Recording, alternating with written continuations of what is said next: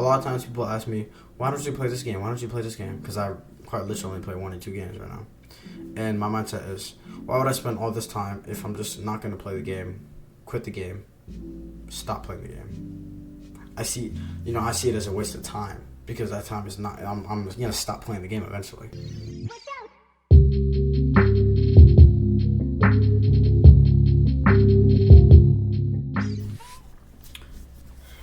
Yo, TJM, what's up, y'all?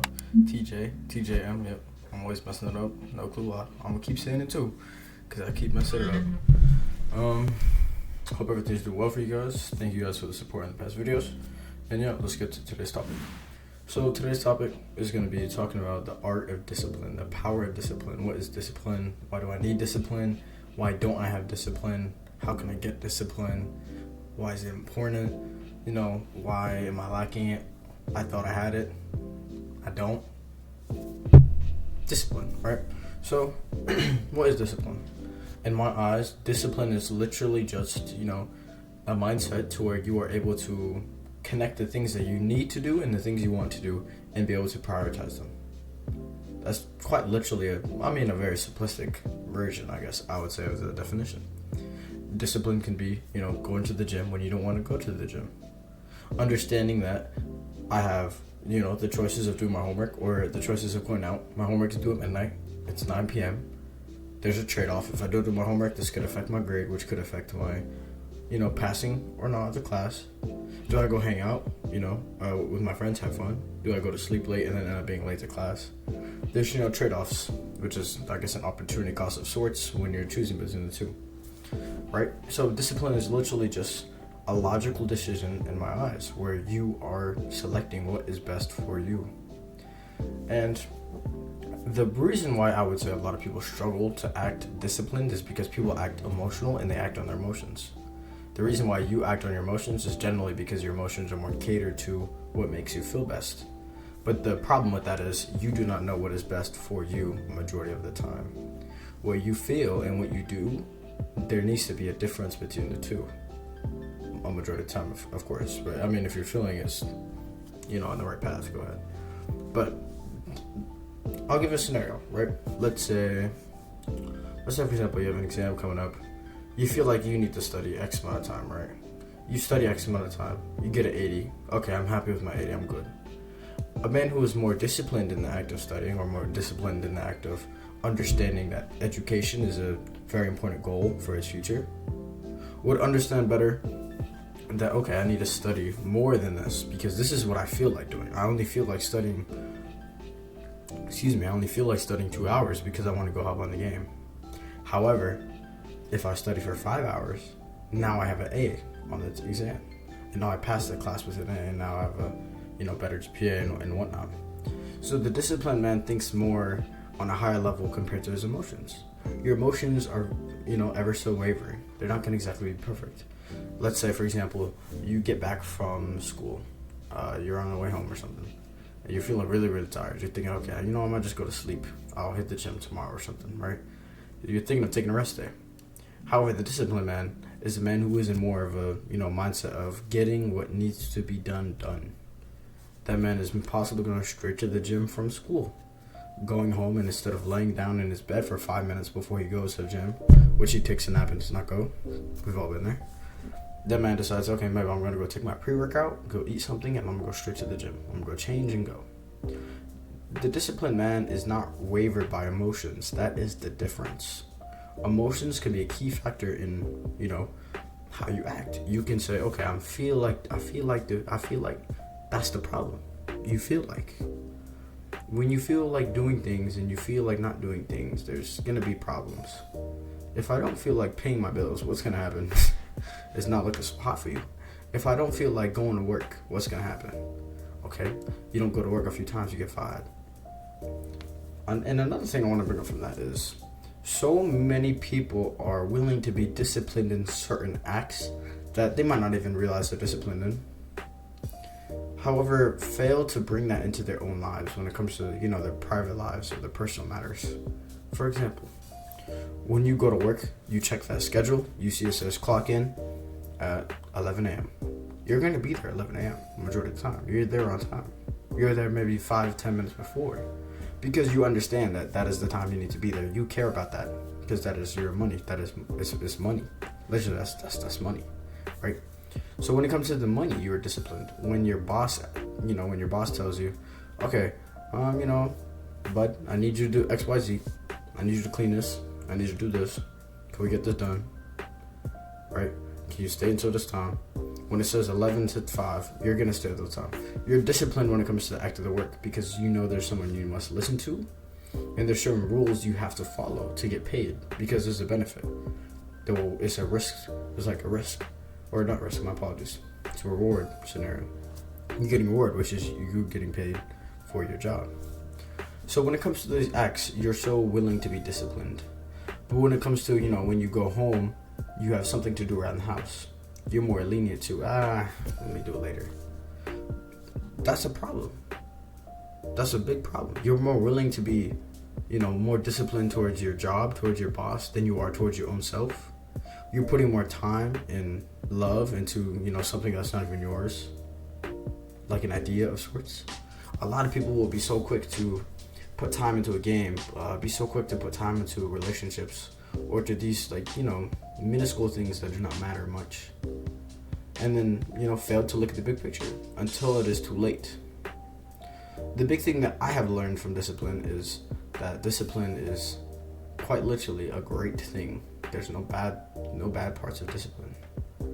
No bad parts. And this does not mean that you are disciplined every single way, 100% in everything you do. Because quite literally, that's not possible unless you're a robot, because you're going to mess up somewhere, right? I try to be disciplined for me when it comes to my schoolwork. I turn in my work on time. I try to do my best in school in terms of tests, quizzes. I try to keep up. I try to study. I try to do my, homework, as I said. When it comes to the gym, I try to lift. I try to be aware of what I'm doing. I eat right every day because there's certain things I want to do. I understand that, 7 days I don't feel like doing it, right? But I have to do it for the big picture because I know later on I'm going to be more appreciative that I did. But then again, I struggle with, waking up on time. That's connected to, me sleeping late. So that's an act of discipline of waking up on time, waking up early, getting there early, right? That's something I want to work on. That's something I will work on. I'm looking to work on in the upcoming, tonight, I'm going to try to sleep earlier. So I am looking forward to a well-rested night, yes. But the thing is, discipline can be anywhere and everywhere. You just have to go out and look for it. And one thing I like to finish off on, maybe not finish off on, I just kind of talk a lot.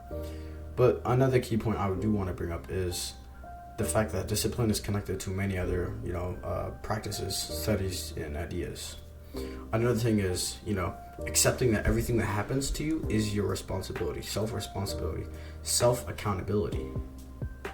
If you are late to something, if you don't turn something in, if something bad happens to you, it is your fault. In some way, somehow, you messed up somewhere, right? If you think your thinking is flawed, if you don't even realize your thinking is flawed, it's your fault, regardless of what happened. You messed up somewhere along the line. Go back, fix it, and learn. Another key thing that people don't realize and fail to do is learning.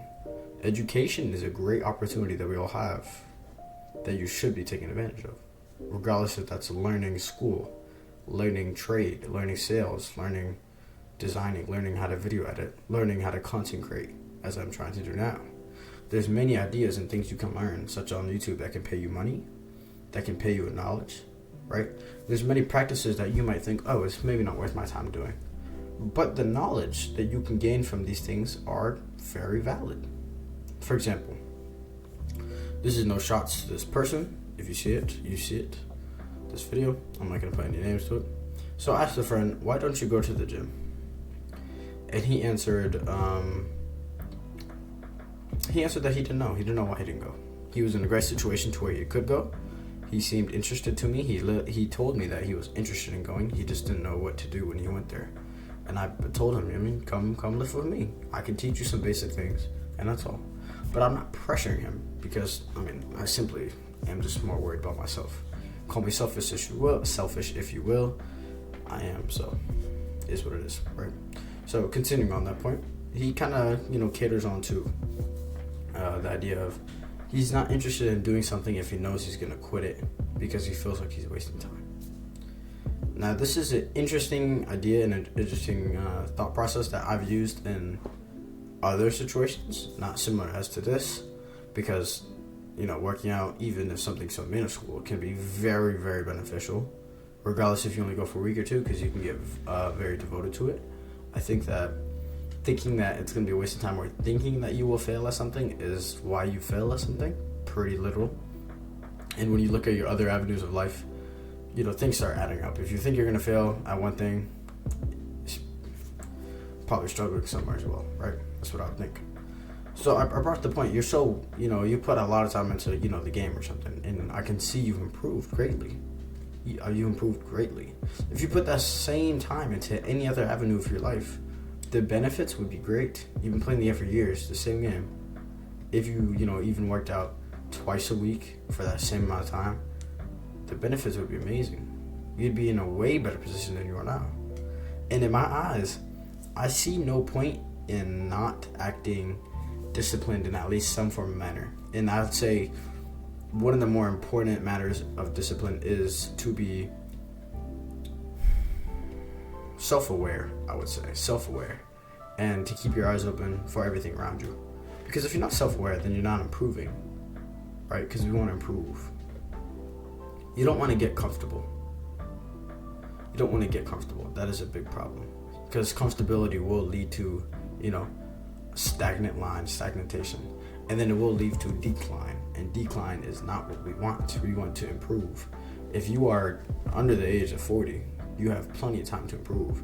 And that is not saying anyone for over the age of 40 is, you have no time to improve. You have time to improve at really any age of your life, depending on what you want to improve on. Now, if you're 80 trying to become an Olympian, I apologize, but you might not be, racing Usain Bolt anytime soon. But that does not mean that you can't race, you can't run. You can be better at these things than you were once before, right? You should always be looking at some form of self-improvement somewhere in your life. Because if not, what are you doing, right? If you're so willing to go to school for some professor to turn in a paper on time for a grade that you might not care as much about that your parents care about, you're still doing it. So why can't you show that same effort into your own self, into own, self-improvement? There's no reason not to. And it's, in my opinion, illogical and idiotic to not, show yourself, some form of love, some form of self-improvement, some form of discipline to show that you care for yourself. Whether that's having a timetable, a data table, a schedule of some sorts that lets you know what you need to do that day, a to-do list, maybe setting something in your notes reminders app that I use. Reminders app can be very beneficial. But, these are just basic things that can hold yourself accountable. And accountability and discipline are quite literally hand in hand. One thing that, I'll say this. A lot of people don't know where to start. And I want to say that there's a lot of content online, a lot of creators online, a lot of podcasts, a lot of people who talk about how you can start.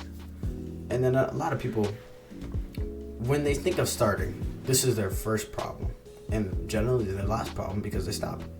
They think, okay, I need X, Y, and Z to be in set place, and then I can start. Oh, I need to think this way before I can really start it, because I'm probably going to stop, right? Oh, I need to, find something fun in it before I start doing it. I need to, lose this money weight before I start dieting. I want to do this before I start dieting.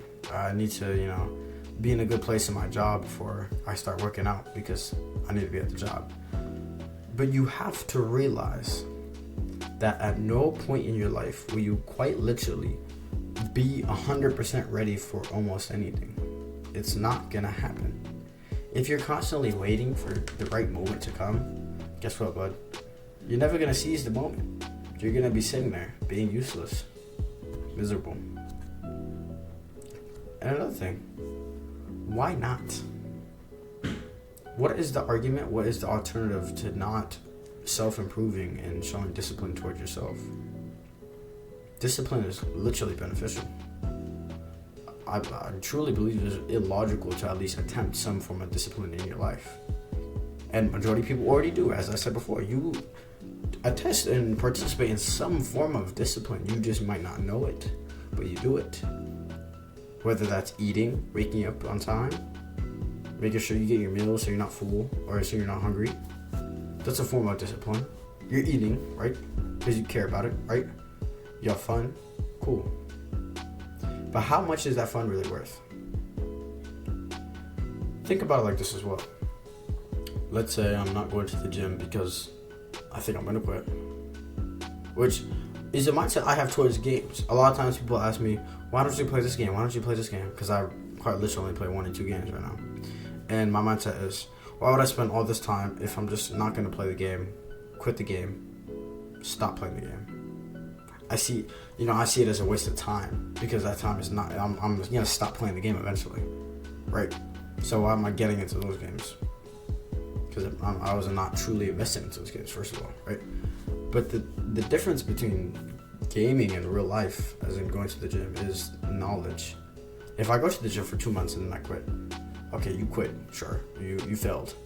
But you gained knowledge of those 2 months. Your body at least improved in some form of way. You probably felt better than ever. There was some form of knowledge improvement. You learned maybe some, practices of the bench. You probably watched some videos. You learned more techniques. You learned more workouts. So you're gaining knowledge that can be beneficial, that can carry over to different things. And that is the benefit of, these type of practices IRL. So if I play a game for 5 years, I invest into it, nothing happens, don't go pro or anything, you're not making money, okay, waste of time, throw it out the window. If maybe I started a business and my business failed, maybe I lost money, my business went bankrupt, okay, I failed a business, but now I understand more about businesses than ever. I've already ran a business, I know why it failed, I understood a lot of key principles, so I'm knowledgeable. I actually learned something. You can learn things from failed practices that are beneficial if you seek to actually learn from them. You need to learn from your mistakes. If you do not learn from your mistakes, you're failing to self-improve once again, and we don't want that, right? And that's why it's so important. And that's, I think that's a majority of what I wanted to say. Discipline yourself. Start looking how to discipline yourself because it will help you. If you need help, message me. I don't know where to find me. In the comments below, maybe. But yes, try to act on it. Don't be scared to act on it. And move on. Thank you.